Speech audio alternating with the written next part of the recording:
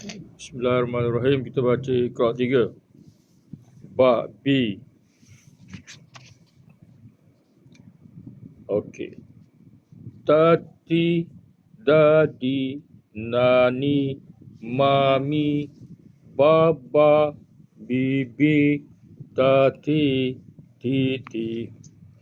Nabata, nabati, najasa, najasi.